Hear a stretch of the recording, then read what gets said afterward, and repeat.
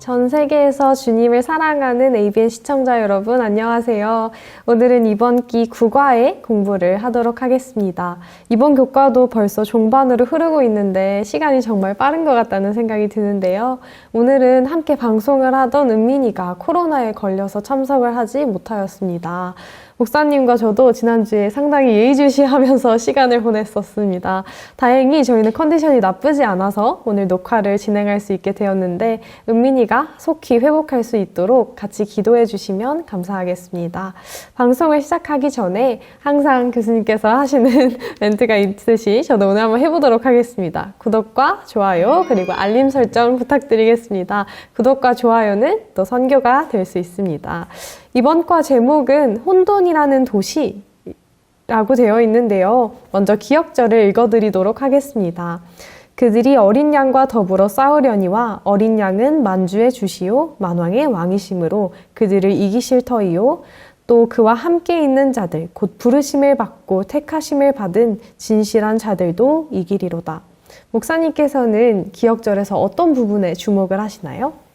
네, 저는 이 성경 전체를 그 하나님의 통치, 그리고 하나님의 다스림, 하나님의 주권, 그리고 그것을 대항하는 사단의 정신, 이렇게 보기 때문에 이 구절에서도 만주의 주시요 만왕의 왕이신 어린 양이라고 하는 게 저한테는 이제 들어와요. 뭐 앞으로 또 설명을 하겠지만 우리 세연이는 어떤 단어에 주목하는지 모르겠네요. 저도 기역절에서 중심이 되는 단어로는 어린 양이신 예수님을 주목하게 되었는데요. 어린 양 하면 상당히 힘없고 되게 온순한 동물로 상징이 되는데 이 어린 양이 사단을 대항해서 우리를 위해 싸우신다는 것이 어떤 의미가 있을까라는 질문이 생겼습니다. 살다 보면 억울하게 또 무고하게 손해봐야 하는 경우가 생기잖아요. 이럴 때 어린 양의 모습에서 어떤 태도를 가져야 하는지를 배워야 되는데 저는 가끔은 그리스도인의 삶이 너무 수동적이고 또 무책임하다는 생각이 들 때가 있거든요. 악을 악이라고 말하고 악을 대항해서 처단하지 않으면 또 재발될 수 있는 게 악이기도 하잖아요. 실생활에서도 굉장히 어려운 문제인 것 같아요.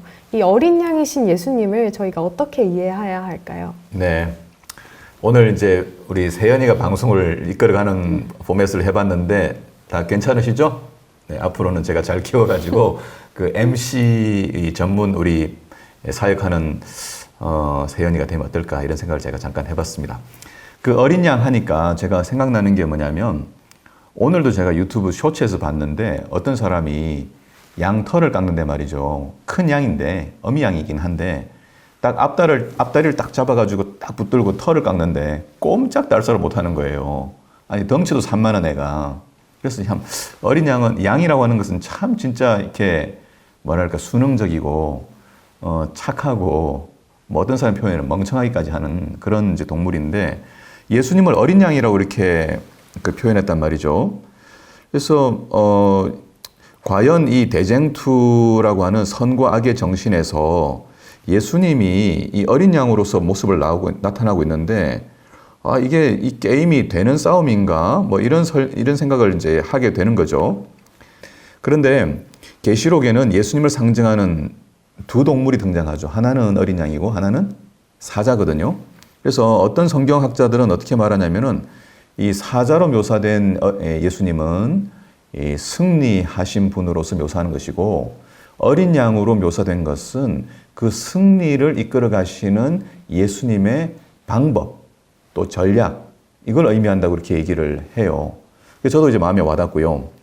그래서 예수님께서 이렇게 이 전쟁에서 이기는 방법은 무력이라든지 또는 강요라든지 막 이렇게 힘을 사용하는 것이 아닌 게 분명한데 요한계시록 6장 2절에 가면 흰말을 탄 자로 예수님을 또 묘사하거든요. 말을 타고 오시는데 말을 타고 오는 건 전쟁하는 거잖아요. 그렇죠?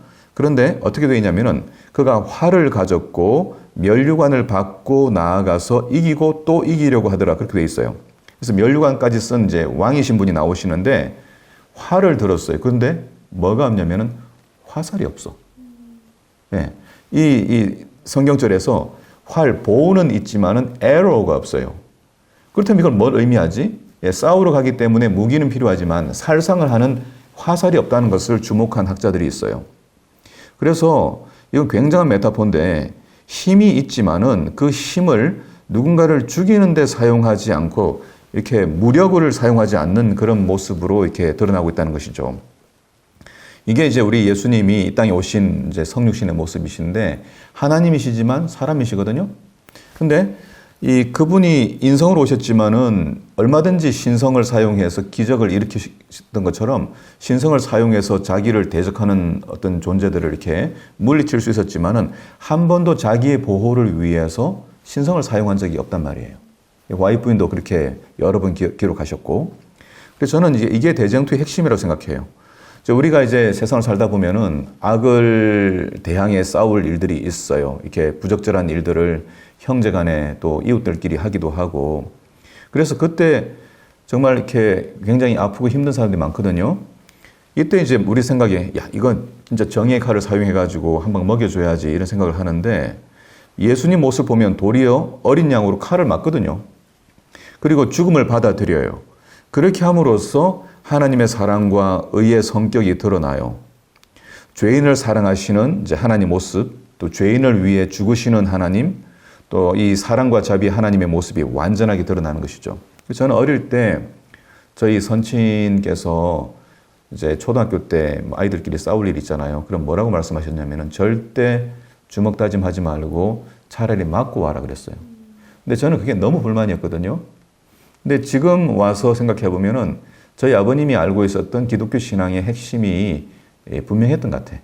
다시 말해, 이렇게 악을 교정하기 위하여 또 다른 이렇게 무력을 사용하게 되면 그게 잡힐 것 같지만은 사실은 또 다른 상처를 남기니까 진짜 어떤 사실을 바로잡기 위해서는 내가 손해보는 일, 내가 좀 맞아가지고 붙든지 코피가 흘리든지 하든지 내가 순결하지만, 다시 말해 내가 죄 지은 게 없지만은 손해를 받는 모습 속에서 이 악이라고 하는 것이 번뜩이다가 순간적으로 자신의 모습을 이렇게 직면하게 되는 그런 일이 가능하다고 하는 말씀하신 것 같아요. 그래서 저는 이제 로마서 12장 21절에서 악에게 지지는 말라 이렇게 말을 하고 난 다음에 무엇으로 악을 이기라고 되어 있냐면은 선으로 악을 이기라 그렇게 되어 있거든요. 그래서 저는 이제 이 어린 양으로 묘사된 예수님 모습 보면서 선과 악의 대쟁투, 하나님과 사단 사이의 대쟁투, 우리 마음속에서 일어나는 건데, 오늘날 교회가 복음을 어떻게 전해야 하는지, 우리가 어떤 하나님을 소개해야 되는지, 우리 일상에서 이웃들과 함께 어울려 살면서 벌어지고 있는 여러 문제들을 어떻게 해결해야 되는지에 대하여 여기에 대해서도 분명한 빛을 준다는 생각을 해요. 그래서 우리 본격적으로 한번 공부를 해보면 좋겠습니다. 네, 좋습니다. 일요일 제목은 두 개의 대조적인 체제라고 되어 있습니다. 계시록 12장에 나오는 순결한 여자와 17장의 음녀를 대조하고 있는데요. 영어로는 두 개의 대조적인 시스템이라고 되어 있어요. 아마 저자는 계시록에서 대조되고 있는 두 진영을 조직체계나 정부 조직 또는 정치 구조라고 생각하고 있는 게 아닌가 짐작되었는데요. 만약 그렇게 보게 되면 이 신앙이라는 것은 어떤 조직 구조에 속하는 것으로 해석될 수 있지 않을까요? 네. 본질적으로 이 두 메타포가 제시하는 의미가 무엇인지 좀 설명이 필요할 것 같습니다. 네. 제가 이제 이 질문을 미로 짐작해 보니까, 우리 세연이는 이 음녀라든지 순결한 여자로 대비되고 있는 계시록 12장과 17장의 이야기가 단순히 어떤 교단으로 이렇게 환원되어서는 안 되겠다는 생각을 이제 하고 있는 것 같아요. 그래서 굉장한 이제 그 수준 높은 질문인데, 우리가 대쟁투에서 다뤄지고 있는 싸움의 본질을 이해하지 못하면 굉장히 순진한 신앙의 태도를 갖고 내가 진리 속에 있다라고 착각을 할 수도 있는데요. 이제 오늘 이제 계시록 17장에 나오는 음녀는 5절에 보면 그의 이마에 이름이 기록되었으니 비밀이라, 오늘 제목이죠. 비밀이라 큰 바벨론이라 이렇게 말하고, 이 바벨론에 대해서 이야기할 때 미스테리예요. 땅의 음녀들과 가정한 것들의 어미라 하였더라고 묘사되어 있거든요. 그래서 이 음녀의 계보는 올라가면 제일 처음 창세기 11장 9절에 나오는 니무롯이 세운 바벨탑과 연결되어 있고, 그리고 좀 지나서 이제 다니엘이 포로로 잡혀갔던 신바벨로니아 제국하고도 그 역사적으로 이제 메타포가 연결되어 있죠. 그래서 계시록에는 이 순결한 여자와 음녀, 소위 말해 이제 창녀인데, 이 두 여자가 대조를 이루고 있으면서 동시에 또 두 도시가 대조를 이루고 있어요. 이 예루살렘과 바벨론. 예. 그래서 이 여자라고 하는 이 존재는 이 하나님의 백성들이 될 수도 있고 또 타락한 백성이 될 수도 있는데 단순히 이것을 이제 뭐 하나의 뭐 이렇게 운동으로 볼 수도 있겠지만은 상당히 많은 경우에 두 종류의 정치 체계로서 이렇게 드러날 수 있는 거죠. 바벨론이라고 하는 제국을 통해서 드러났으니까요. 그래서 우리가 이 지점에서 다시 확인해야 되는 것은 오늘 기역제에서 봤던 것처럼 누가 왕이며 누가 통치자인가 문제거든요. 그래서 우리 기역제에서 어린 양이 만주의 주시오 만왕의 왕이시라고 되어 있잖아요. 그래서 오늘 저희가 이제 이 나라를 배경으로 바벨탑도 그렇고 신바벨론의 제국이라고 하는 나라를 배경으로 이 음녀가 소개되고 있는데 이 나라라고 하는 것은 이제 통치자가 있는 시스템이기 때문에 결국 이 문제는 누가 하나님이시며 또 누가 왕이신지 누가 이 우주와 지구를 통치하시는 분이신지에 대한 문제라는 것이죠. 그래서 예수님의 이 등장과 함께 최초로 했던 그 일성, 첫 소리가 무엇이냐면은 마태복음 3장 2절에 있는 것처럼 회개하라, 하나님 나라, 천국이 가까웠느니라 그렇게 말했단 말이죠. 자, 그래서 인간의 역사라고 하는, 지구의 역사라고 하는 것은 누구를 중심으로 통치 체계를 만들어 가느냐, 그런 역사예요. 그래서 하나님을 떠나게 된 인간은 하나님 없는 나라를 만들어요. 그게 바벨탑이에요. 여기에 반해서 하나님은 다시 또 하나의 나라를 만들어요.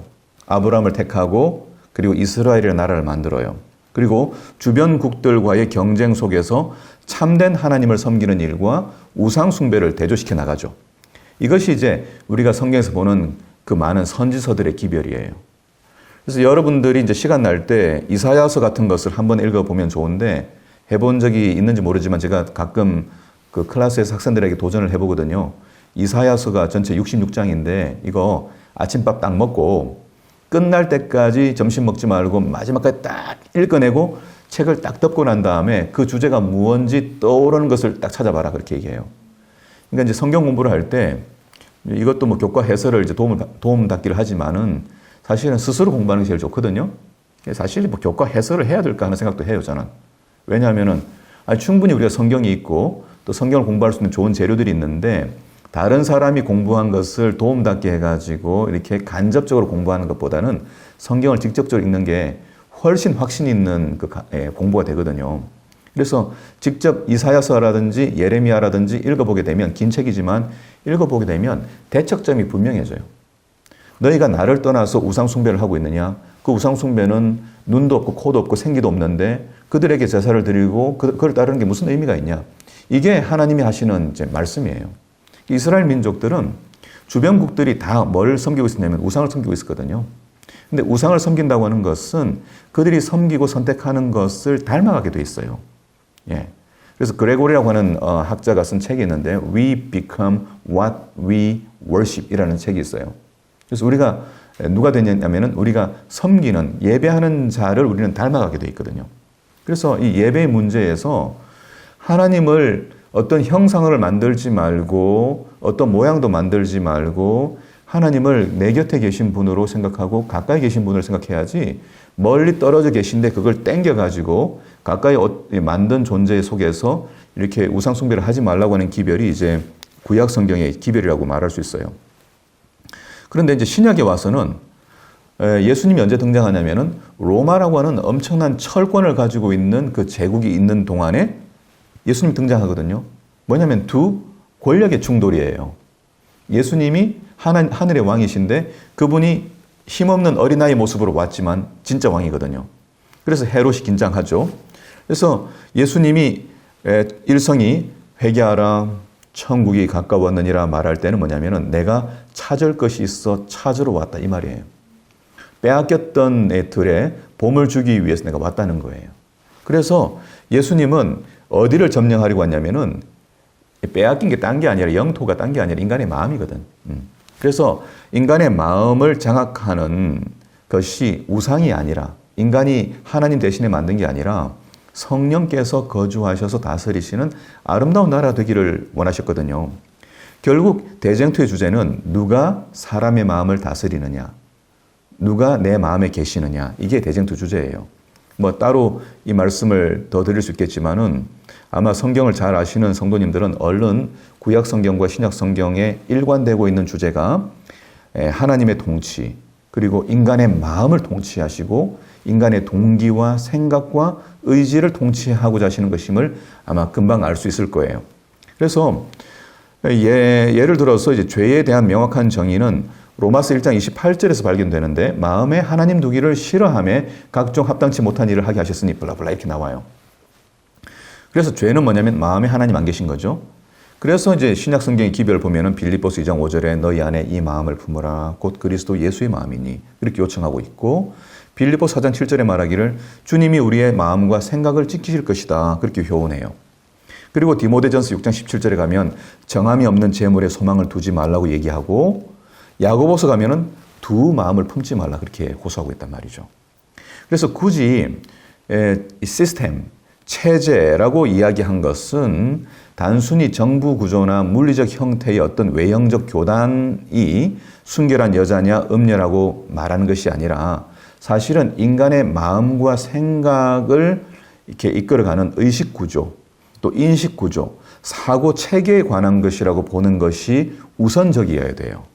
이게 되지 않으면 사람들은 자기의 생각을 점검하지 않죠.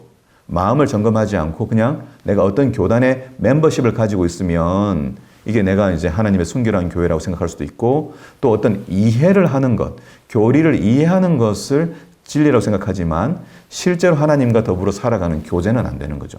그래서 이제 이 신앙의 기쁨이라고 하는 것이 왜 생기지 않냐면은 이 신앙의 본질을 자꾸 외형적인 어떤 틀 속에 영역 싸움으로 보다 보니까 이 하나님과의 교제, 관계 속에서 일어나고 있는 사귐이 일어나지 않기 때문에 예배를 드려도 말씀을 읽어도 이렇게 기쁨이 일어나지 않는 것 같아요.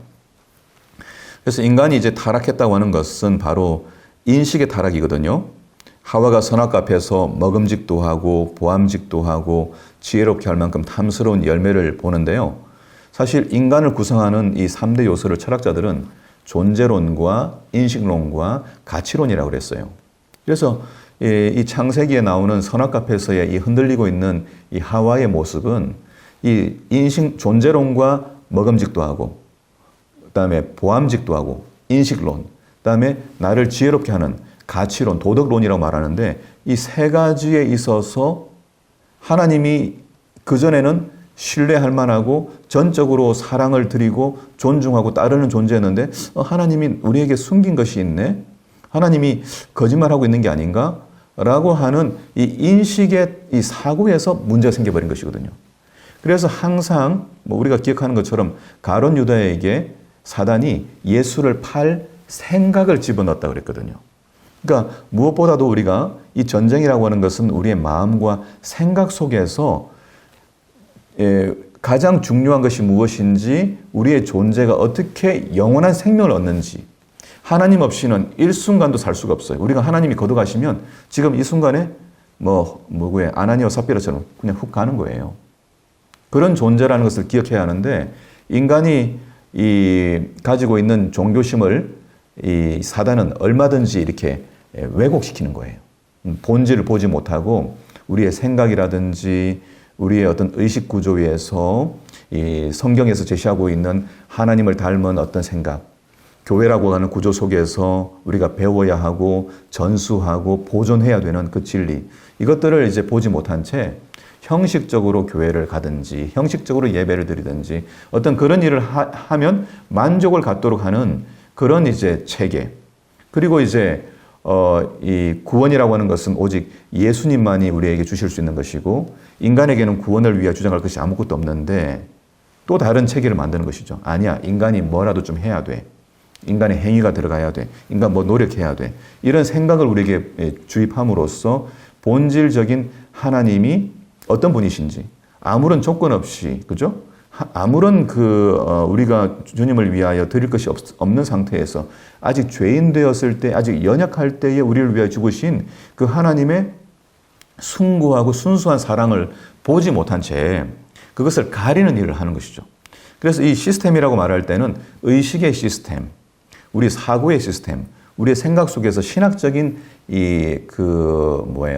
두 다른 접근법에 대한 부분이라고 이해한다면 아마 이 대쟁투의 문제를 보다 좀 깊이 이해할 수 있지 않을까 그렇게 생각이 됩니다.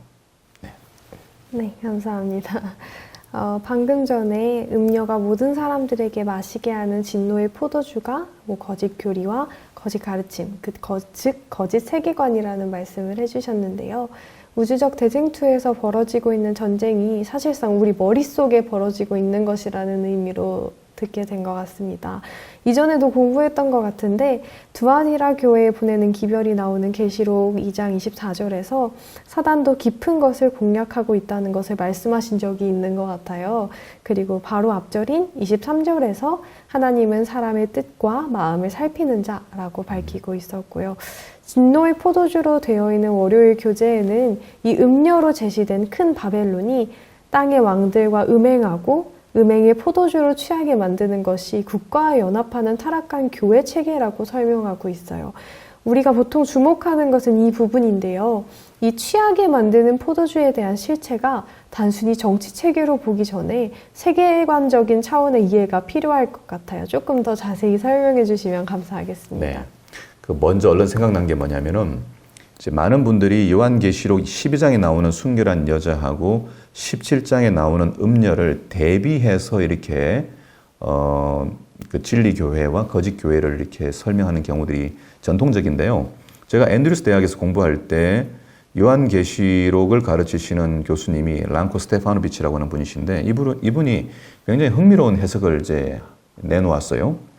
왜냐면은 계시록 17장에 가면은 음녀가 등장하는데 이 음녀를 본 요한이 이렇게 반응해요. 6절에 내가 그 여자를 보고 놀랍게 여기고 크게 놀랍게 여기니 깜짝 놀란 거예요. 요한이. 이렇게. 그래서 놀란 이유가 무엇인가를 질문해요. 그리고 랑코가 설명을 하는데 이 여자가 어디선가 본 듯한 여자였다는 거예요. 어디서 봤냐? 12장에서 본 여자라는 거예요. 그러니까 17장에서 본 그 여자는 12장에 나왔던 동일한 여자라는 거예요. 이걸 이제 증명해야 되잖아요. 증명하는데 첫 번째, 두 여자 다 어디서 나왔냐면은 광야에서 나와요. 광야에서 발견돼요. 그러니까 똑같이 이 여자는 교회인데, 여자는 교회로 이렇게 상징되는데, 이 여자가 발견되는 곳은 광야예요. 광야로 쫓겨난 이제 교회죠. 그리고 두 번째 증거로, 용이 공격하고 있는 대상은 여자 자체가 아니라 여자의 남은 자손이라는 거예요. 그러니까 여자가 타락해가지고 음녀가 되어버렸기 때문에 이제는 마지막 남겨져 있는 여자가 남긴 순결한 남은 자들을 공격하려고 하는 것이다. 라고 하는 데서 랑코는 12장과 17장에 나오는 두 여자가 사실은 같은 존재라는 흥미로운 이야기를 해요.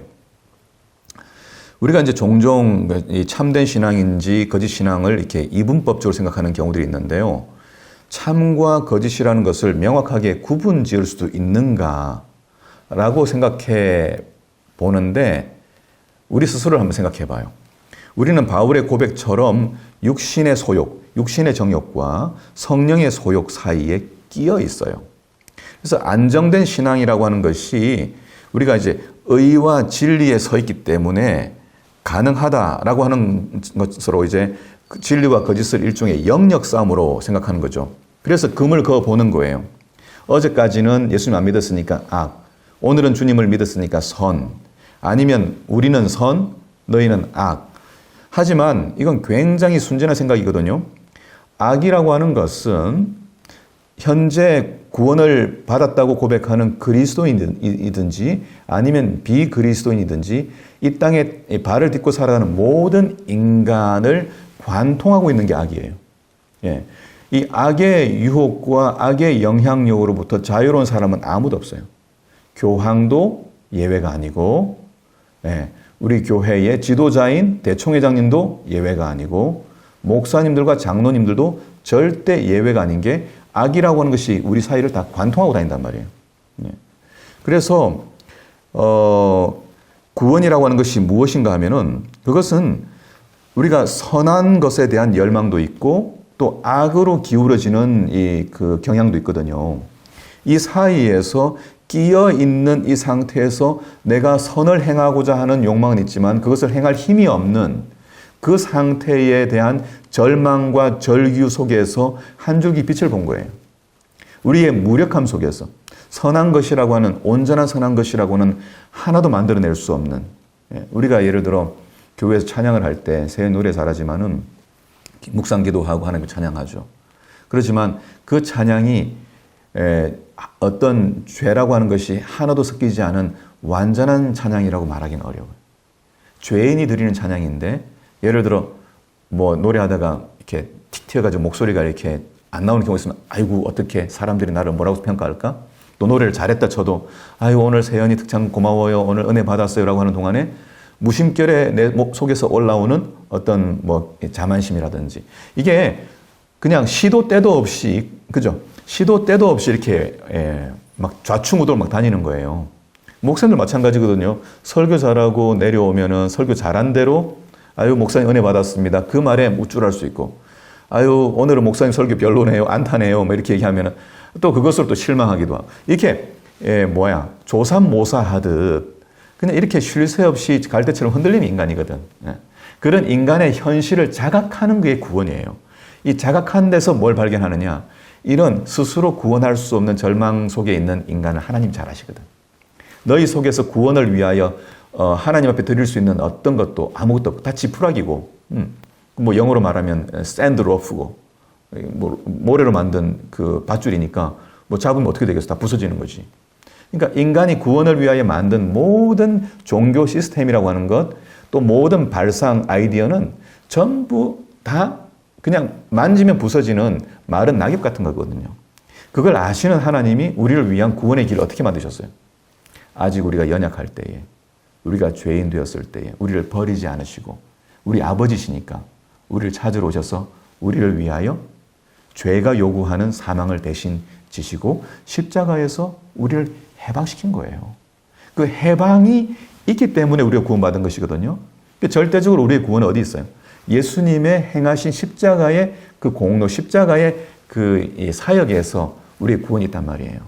그런데 이제 우리는 구원을 받고 난 다음에 죄라고 하는 것은 우리로부터 이제 면역성이 생겼다고 생각하는 거예요. 예수님 안에 있으면 돼요.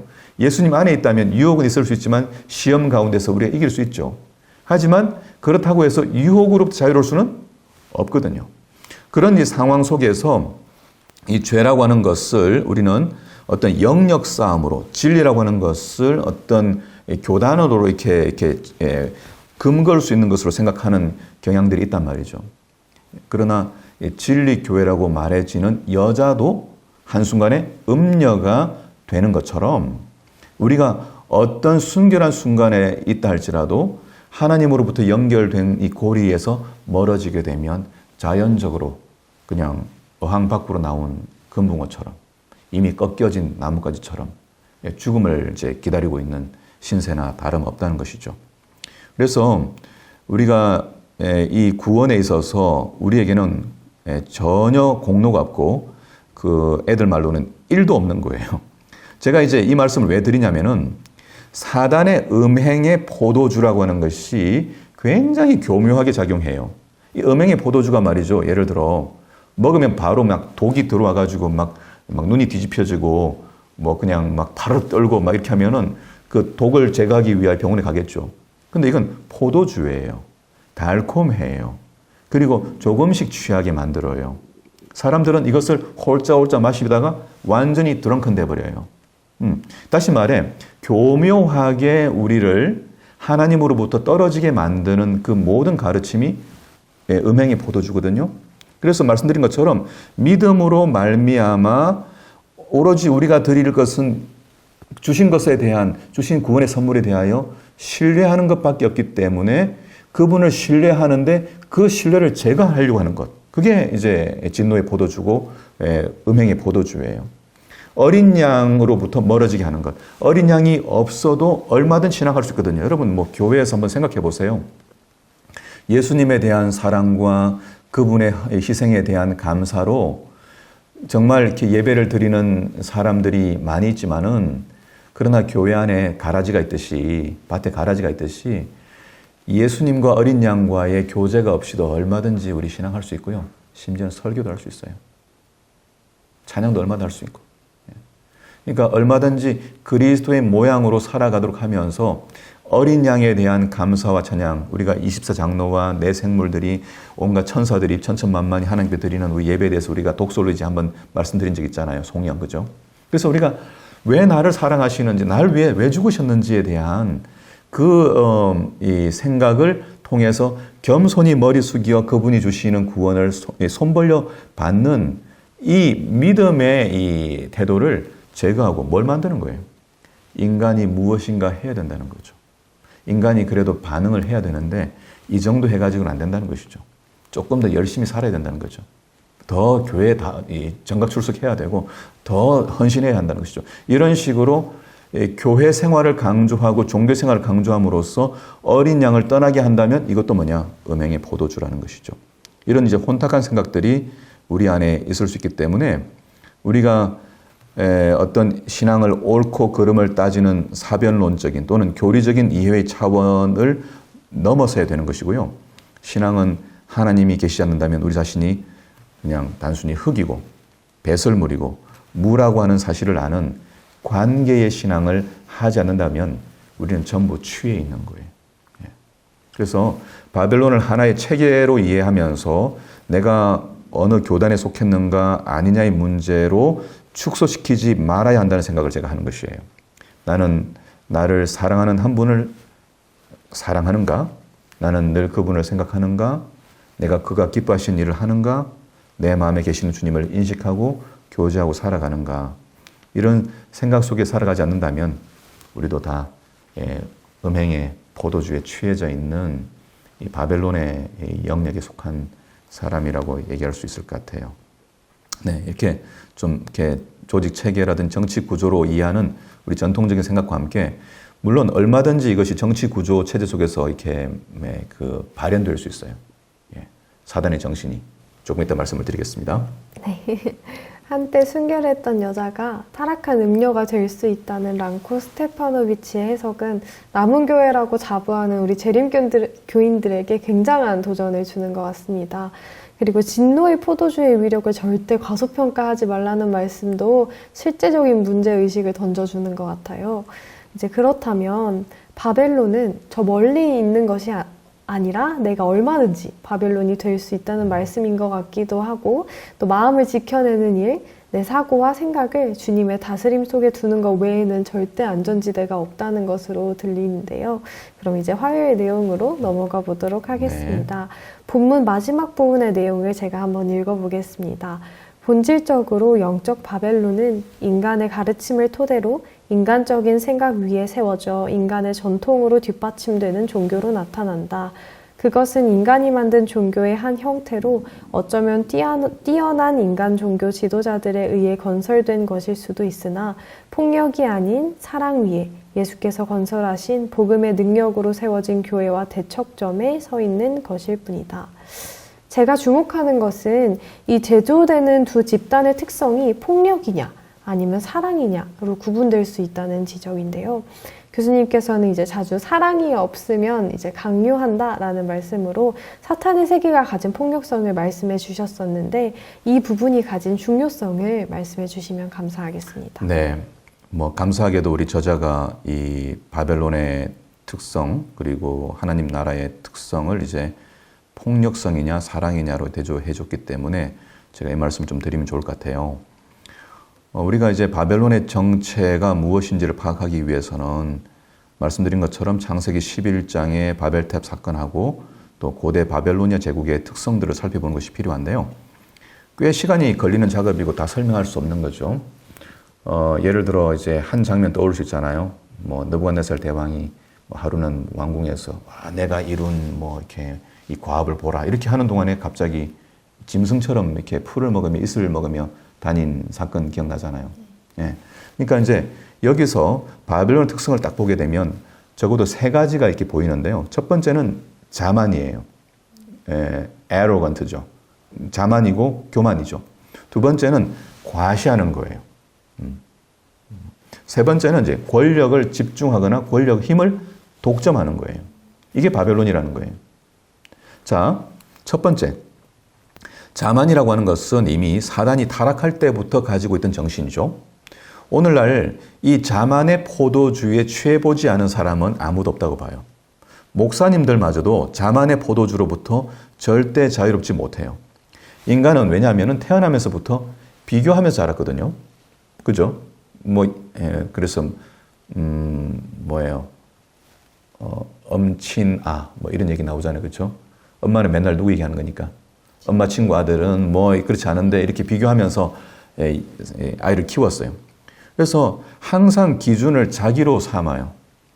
또 현대의 이 자만의 정신이 극대화된 게 뭐냐면은 개인주의예요.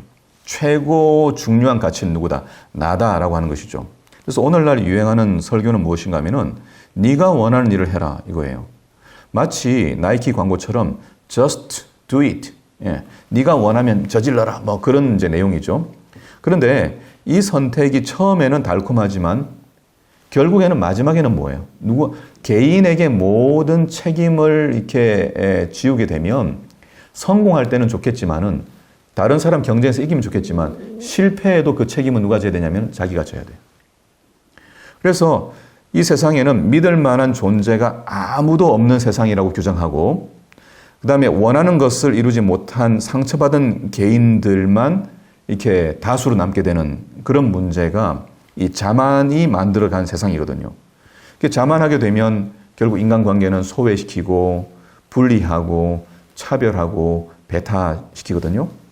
근데 반대로 교회가 이 세상에 존재하는 이유는 이 자만이 만들어내는, 교만이 만들어내는 이 죄로부터 공동체의 보호 속으로 들어오게 만드는 것이에요.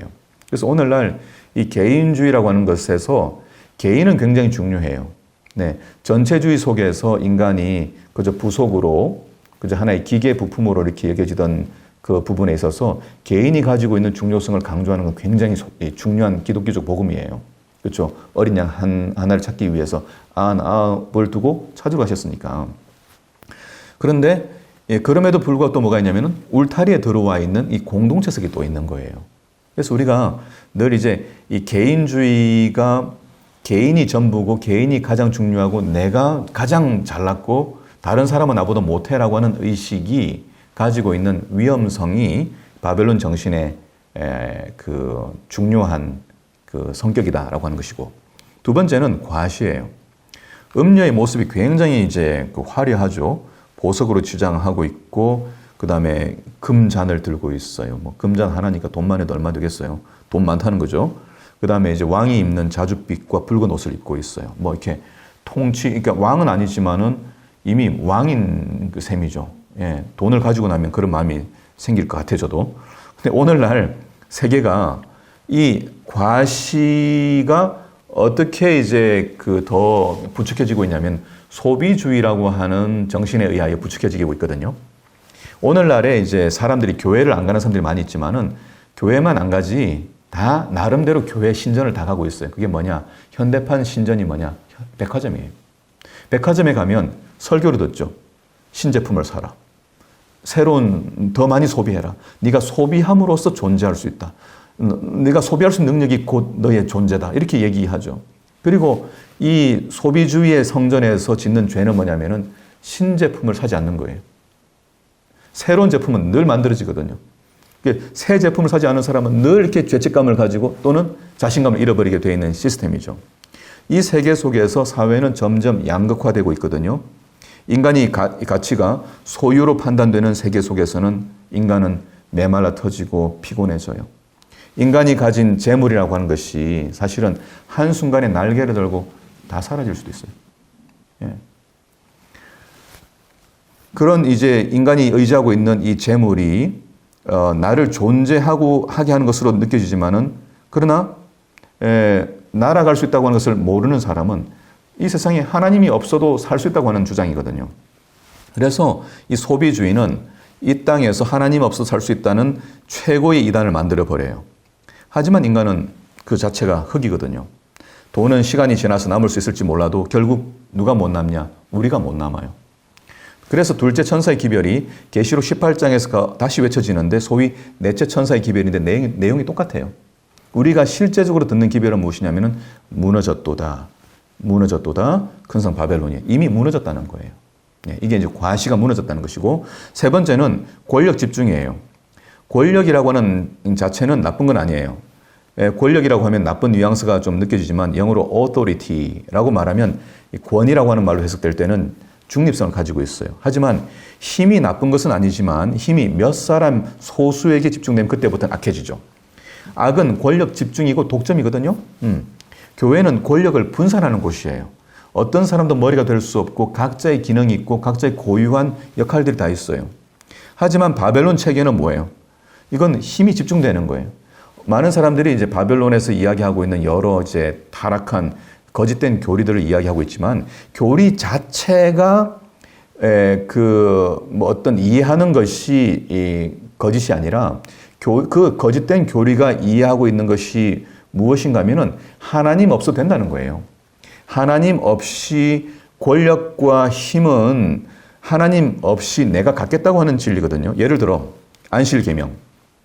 하나님이 창조하셨고 그분이 다스린다는 건데, 일요일 날 예배 드리는 것이 일곱째 날 안식일이 아니기 때문에 틀렸다라고 말하기보다는 뭐 때문에 일요일 예배를 우리가 거부하냐면은 안식일, 창조의 주인이신 하나님이 통치자라고 하는 것이 분명한데 그것을 받아들이지 않는 신앙으로 가기 때문에 이 일요일 기별을 우리가 이제 소위 타락한 또는 변절된 그런 이제 진리라고 보는 것이죠. 그래서 다른 교리도 마찬가지예요. 영혼 불멸설도 마찬가지예요. 우리 다음 과의 내용이 이제 영혼 불멸설 관련되어 있는데, 하나님 없이도 영혼이 살 수 있다는 이제 기별이기 때문에 하나님을 떠나게 만드는, 하나님의 통치를 이렇게 벗어나게 만드는 교리들이기 때문에 우리가 그것을 거짓 교리라고 말하는 것이거든요. 그러니까 단순히 맞다 틀리다의 문제가 아니라 하나님으로부터 떠나게 만들어서 힘과 권위를 내가 취함으로써 더 이상 하나님이 없어도 살 수 있다라고 하는 것이 바벨론 정신의 핵심이라는 것이죠. 요약하면 자만, 과시, 권력 독점, 이것이 합쳐지면 가장 파괴적인 폭력이 만들어져요. 자만하는 사람, 과시하는 사람, 권력을 독점하는 사람 곁에서는 사람들이 죽어나가거든요. 이것이 이제 이집트의 파라오의 폭정이에요. 하지만 우리가 섬기는 예수님은 완전히 반대죠. 겸손하시고 희생하시고 낮아지죠. 이것이 대쟁투의 쟁점이에요. 그래서 우리가 신앙을 한다고 하면서 어떤 종류의 과시라든지 자만이라든지 이런 힘을 통해서 폭력을 행하는 일이 없는지 살펴볼 필요가 있는데요. 우리 가지고 있는 교회 안에서 어떤 직책들 있잖아요. 장로님, 집사님 또는 선교부장님, 이런 것들이 계급이 아니거든요. 엄마 아빠가 계급이 아니잖아요. 마찬가지로 이 모든 직책들이라고 하는 것은 우리 공동체를 지켜내야 할 보호의 책임이 있는 것이거든요. 그래서 오늘날 순결한 여자라고 자부하는 재림교회 내에서도 얼마든지 이 바벨론 정신이 교묘하게 역할을 할 수 있다고 하는 것을 기억하는 것이 필요하다고 생각하고 저는 강조를 하고 싶습니다. 네. 바벨론의 정신과 체계에 대해서 적절하게 해부를 해주시니까 이 우주적 전쟁에서 무엇을 지켜야 하는지가 뚜렷해지는 것 같습니다. 이제 수요일 내용으로 넘어가 볼 텐데요. 제목은 헌신으로 부르심입니다. 화요일에서 본 바벨론에 취하게 하는 오류로부터 진리를 지키는 일을 촉구하는 내용인데요. 주요 내용이 로마 교회 교황권이 가진 정교 연합체에 대한 경계를 이야기하고 있어요. 보통의 경우가 개신교는 정교 분리를 주장해왔다는 이해를 가지고 있는데요. 계시록 13장에 나오는 두 뿔 가진 어린 양으로 상징된 미국의 설립 이념에서도 마찬가지고요. 교회는 왜 정치와 분리되어야 하는지 그 역사적 배경을 설명해 주시면 좋겠습니다. 이 질문은 진짜 큰 담론이에요. 그래서 간단하게 설명을 하게 되면 오해가 남을 수 있기 때문에 조심스러운 면이 있는 게 사실입니다. 사실 이제 우리가 이스라엘이라고 하는 나라도 정치와 종교가 분리된 게 아니거든요. 그렇죠? 이 이스라엘의 통치 체제의 중심은 이 성소였기 때문에, 그래서 정교 분리 자체가 선이고 정교 연합, 정치와 교회가 연합하는 것이 악이다라고 하는 식의 이분법적인 사고는 바람직하지 않아. 이스라엘이 통합되어 있는 나라니까. 문제의 핵심은 뭐냐면은 정치적 힘을 통해서 신앙의 자유라든지 양심의 자유를 억압하는 일이 문제인 것이죠. 이 교회가 사회의 문제에 전혀 관여하지 않고 완전히 동떨어져 있는 것이 바람직하다라고 하는 것은 한계가 있는 이해예요.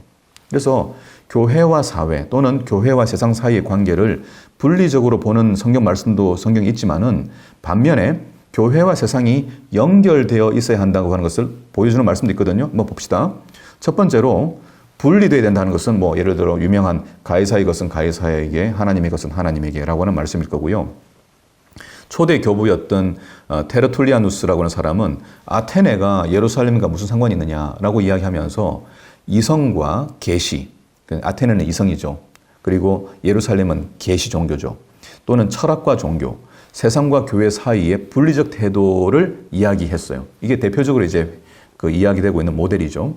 그래서 우리가 세속에 물들지 않기 위해서는 가능한 세상으로부터 분리되어 가지고 수도원에 들어가는 것이 좋다라고 하는 것이 보편적인 이해가 보통 있는데 이것은 다 헬라의 이원론에서 기원하고 있어요. 세계를 선과 악, 그다음에 영원한 것과 일시적인 것, 그리고 불변하는 것과 변하는 것 등으로 구분하는 세계관이죠. 근데 반대로 두 번째 이 세상과 교회가 불가분의 관계를 가지고 있다는 말씀도 성경에 있거든요. 요한복음 17장 15절에서 예수님의 기도 중에 그들을 세상에서 데려가시기를 위함이 아니요 다만 악에 빠지지 않게 보존하기를 위함이니라 라고 말씀하셨어요. 또 우리가 잘 아는 너희는 세상의 빛이요 세상의 소금이라고 말씀하셨잖아요.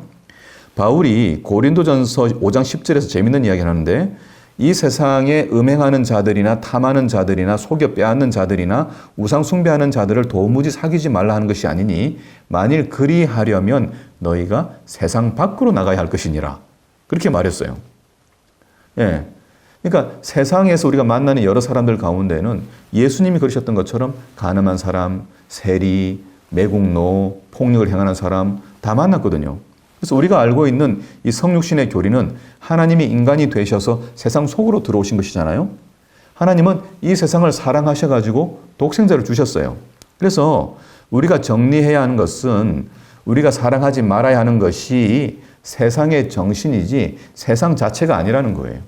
우리도 세상 속에 속해 있고 우리도 세상 사람이에요. 계시록 용어로 말하면 땅에 거하는 자들이에요. 지금 어디 거하고 있어 우리? 땅에 거하고 있어요. 세 천사의 기별이 땅에 거하는 자들에게 주어지고 있거든요. 가끔 우리가 기도할 때 우리가 세상 사람들이 하는 대로 행하지 않기를 이렇게 기도하는데 일면 맞지만 일면 틀린 기도예요. 정확하게 기도하자면 세상의 정신을 따라 살지 않고 이 세상에 우리가 발 딛고 살지만은 세상의 풍조를 따라 살지 않겠다고 기도하는 것이 맞는 것이거든요.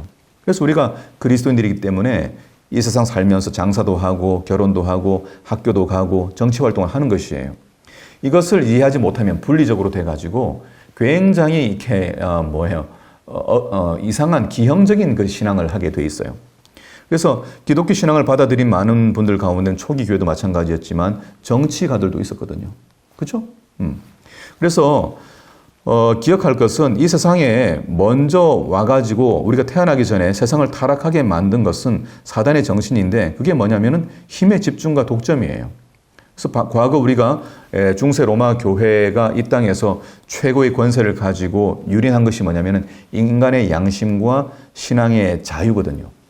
그래서 우리가 경계해야 하는 것은 바로 우리 신앙 양심과 선택의 자유를 위해 싸우는 거예요. 선택을 강요받는 것은 교회 밖에서나 교회 내에서나 투쟁해야 되는 부분이거든요. 그래서 아시는 것처럼 하나님의 영광이라고 하는 이름으로 교회는 오랫동안 사람들을 괴롭혀온 역사가 있거든요. 하나님을 얼마나 선하신 분인지 드러내야 되는데 이것을 대신 우리가 이렇게 안 하면 벌 받는다, 이렇게 행해 하나님 기뻐하신다 라고 하는 어떤 강요를 통해서 그렇게 하지 않으면 마음은 없지만은 하나님을 섬기고 예배하는 그런 것을 이렇게 종용하는 형태는 이게 바벨론 정신이거든요.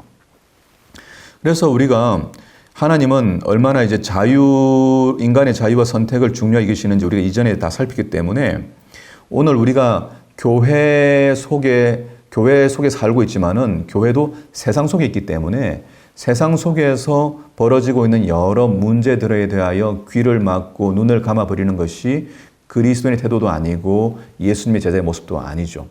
우리가 천국 가겠다고 이야기하고 재림을 준비한다고 얘기하면서 그 완전한 나라, 눈물도 슬픔도 없는 나라에 간다고 얘기하면서 이 땅에서 벌어지고 있는 어려운 일들에 대하여 눈을 감는다면 우리는 스스로 믿는 신념을 저버리는 것이나 마찬가지일 거예요. 그래서 우리가 이제 이 세상과 이 교회 사이의 이 관계 문제에 있어서 정리를 해야 되는 것은 우리가 거부해야 하는 것이 이 세상의 정신, 사단이 뿌려놓은 자만과 과시와 힘을 독점하는 그 정신이라고 하는 것을 기억해야 할 것 같고요. 이 정치 문제도 마찬가지예요. 우리가 자유민주주의 나라에 살면서 투표를 하잖아요. 그래서 우리가 세상의 어떤 문제에 대하여 더 나은 선택을 위하여 정치적 참여도 하고 그다음에 적절한 어떤 이 이웃들과 공동체 속에서 더 나은 개선을 위하여 함께 협력하는 일들도 이 땅에 사는 동안에 우리가 할 수 있는 일이라고 하는 것을 기억하는 것이 필요하겠습니다. 굉장히 중요한 주제인데 이 교회와 세상 사이의 관계에 있어서 과거 우리가 어떤 시점에 그렇게 했던 것처럼 분리적인 생각으로 이렇게 동떨어져서 산속으로 들어가면 예를 들어 우리가 순결하게 살 수 있다고 생각하지만 착각이거든요. 산에서도 죄는 벌어져요. 박명호가 이미 보여줬고 나는 신이다라고 하는 넷플릭스가 이미 보여줬거든요. 자기들끼리 뭘 만들고 살지만 그 안에서 온갖 일들이 다 벌어지잖아요. 예, 그래서 시간이 날 때 굉장히 큰 주제이기 때문에 교회와 세상 그리고 복음과 문화 사이에 이 긴장감 있는 관계를 이해하도록 하기 위해서 시청하시는 분들이 조금 더 공부를 해보시면 좋겠다 이렇게 제안을 드려봅니다. 감사합니다. 목요일 제목은 바벨론 우상숭배의 중심인데요. 내용을 보면 바벨론을 해부하면서 그 핵심을 우상숭배로 지명하고 있습니다. 10계명의 두 번째 계명에 나오는 것처럼 우상숭배는 야훼 신앙에서 금지되고 있는 내용인데요. 이것은 고대 이스라엘 사회뿐만 아니라 오늘날에도 하나님의 통치권을 방해하는 실제적인 것들로 이제 우상숭배가 이루어지고 있음을 밝히고자 하는 것이겠죠.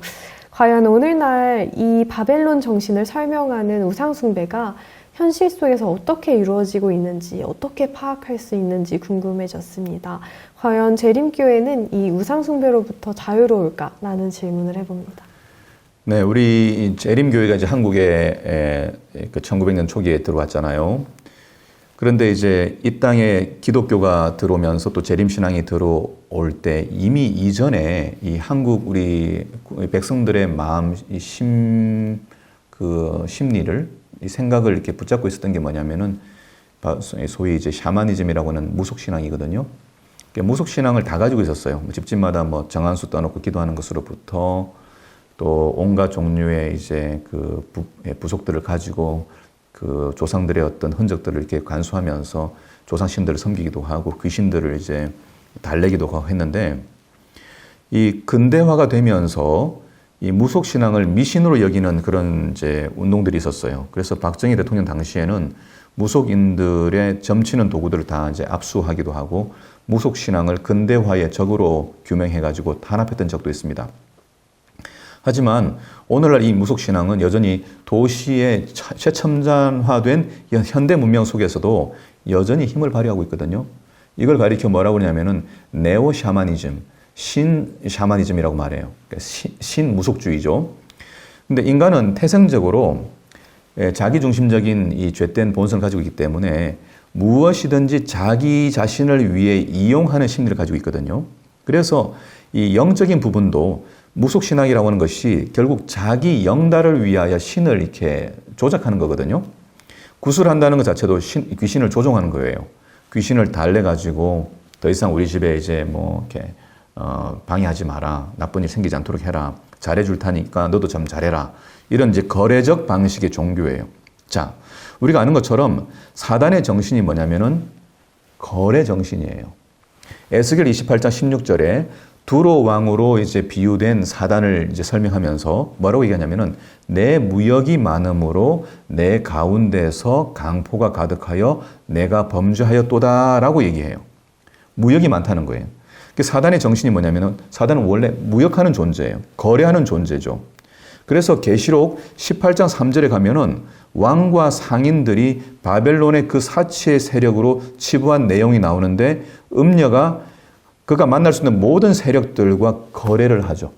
그 거래의 목록들이 나오는데 12절 보면은 인간들이 좋아하는 모든 것, 보석 나오죠. 금은 뭐 진주 다 나와요. 그 다음에 옷 좋잖아요. 세마포, 비단, 향목 나와요. 세 번째는 그릇 나와요. 상아, 나무, 구리, 철, 대리석으로 만든 그릇 나와요. 네 번째는 향료, 식재료가 나와요. 먹는 것도 인간을 또 혹하게 하잖아요. 계피, 향료, 향료, 유향, 포도주, 감람료, 고운 밀가루 나와요. 그리고 탈 것들이 나와요. 소, 말, 양, 수레 이렇게 나와요. 그 다음에 여섯 번째로 뭐가 나오냐면은 종들과 사람의 영혼이 나와요. 이게 거래 목록이에요. 그러니까 인간이 자기 만족을 위하여 거래하는 목록들이 나오는데 심지어는 뭐까지냐면 사람 자체보다 사람의 영혼이에요. 사람의 생각이에요. 우리가 우상 숭배라고 하면 집에다 뭐 만들어 놓고 절하는 것으로 생각하는데 우상을 안 만들어도 뭐든 자기 유익을 위하여 이용하는 모든 것은 우상 숭배예요. 그래서 신앙도 우상 숭배가 될 수 있는데 우상 숭배로 변질될 수 있는데 기도도 우상 숭배화 될 수 있어요. 우리가 기도를 미신적으로 사용하는 경우가 얼마나 많은지 한번 생각해 보세요. 기도할 때 우환이 들어오지 않도록 해주세요. 하나님, 제가 뭐 회개할 테니까 조건적으로 하는 것도 있고, 뭐, 그 다음에 저는 잘 모르겠어요. 뭐, 어떤 분들이 그 뭐라 그럽니까? 서원 기도 같은 거, 이제 성경에도 사무엘을 놓고 서원 기도 하는 것이 나오는데, 이 하나님께 대한 전적인 신뢰에서 나오는 서원 기도가 아니라 조건적으로 내가 이렇게 할 테니까 뭐 이렇게 해주시면 하나님이 뭐 해주시면 내가 10분의 1 드리겠습니다. 10분의 2 드리겠습니다. 뭐 이런 식으로 이제 하고 있는 우리 행동들 한번 점검해 볼 필요가 있어요. 그래서 오늘날 이 바벨론 정신의 거래 정신이 자본주의 사회에서 특별히 금융 자본주의 사회에서 이익을 최고의 선으로 추구하는 세상 속에 살고 있는 모든 사람들, 그리스도인을 포함하여 이 세상 사람들의 안방 속에 버젓이 들어와 있거든요. 규모로, 양으로, 생산성으로 선을 평가하는 부분이 우리가 얼마나 많은지 몰라요. 교회도 어떤 교회가 좋아요? 큰 교회가 좋아요. 돈 많은 교회가 좋아요. 편리한 교회가 좋아요. 뭐 이렇게 낡고 비가 새고 예를 들어 주차장도 없는 교회는 교회도 아니라고 생각을 우리 사람들이 할 거예요. 그래서 우리는 이제 이런 이 소위 무속신앙 속에서 보여지는 이 거래의 정신이 바로 사단의 정신이고 바벨론 정신이다. 그래서 이것이 오늘날 우리 안에도 얼마든지 있을 수 있다.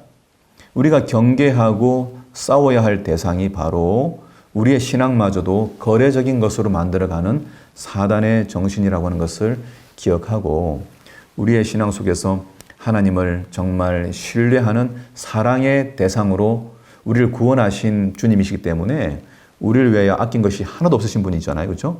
주님을 주셨으니까 그분에게서 우리의 모든 평화와 필요와 만족이 있다는 것을 기억하고 주님을 즐거워하고 여호와를 즐거워하고 주님을 섬기고 주님을 사랑하고 교제하는 것이 최고의 기쁨이로 생각하는 그 신앙을 우리가 지켜내고 그래서 모든 이 샤머니즘의 거래적인 종교 그래서 예수님이 가장 분노했던 때가 언제냐면은 성전을 거래 장소로 만들어서 돈을 바꾸고 그 다음에 양들 바꿔치기 하고 하는 그 장소를 보면서 역겨워한 거예요.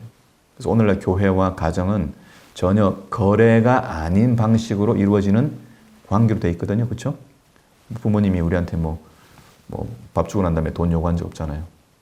마찬가지 교회도 그러한 곳이고 하나님 세계는 그런 곳이기 때문에 우리가 이 우상숭배라고 하는 이 바벨론의 정신에서 모든 것을 거래로 만들어 버리려고 하는 사단의 정신을 우리가 파악하고 간파하고 우리 삶에서 순결하게 순수하게 하나님을 사랑하고 섬기는 일을 해야 할 필요가 있겠다. 그렇게 말씀드리고 싶습니다.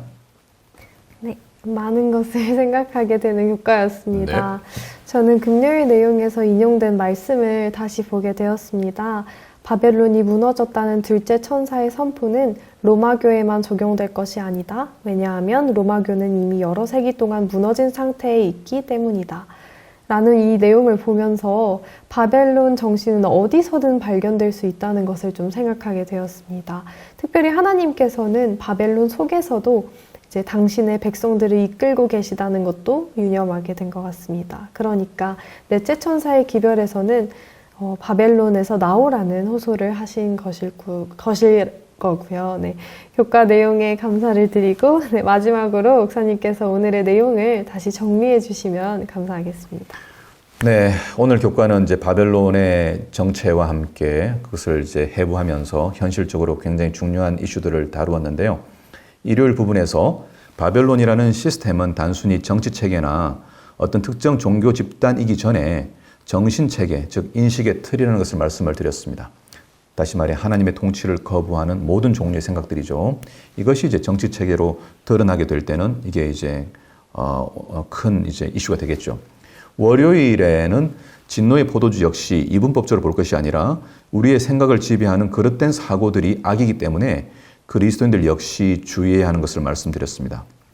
화요일에는 바벨론의 정신 구조가 자만, 과시, 권력 독점이라는 구조 속에서 이제 살펴보았고요. 이건 역시 우리 안에서도 얼마든지 발견될 수 있는 보편적인 문제라는 것을 말씀드렸습니다. 수요일에는 정교 분리 원칙이 균형지게 이해되기 위해서 교회와 세상 사이에 균형진 관계를 갖는 필요를 말씀드렸습니다. 목요일에는 우상 숭배의 중심 사상이 거래적 관계라는 것을 말씀드림으로써 성경 신앙의 진리가 무조건적인 사랑과 신뢰라고 하는 것을 한번 강조드렸습니다.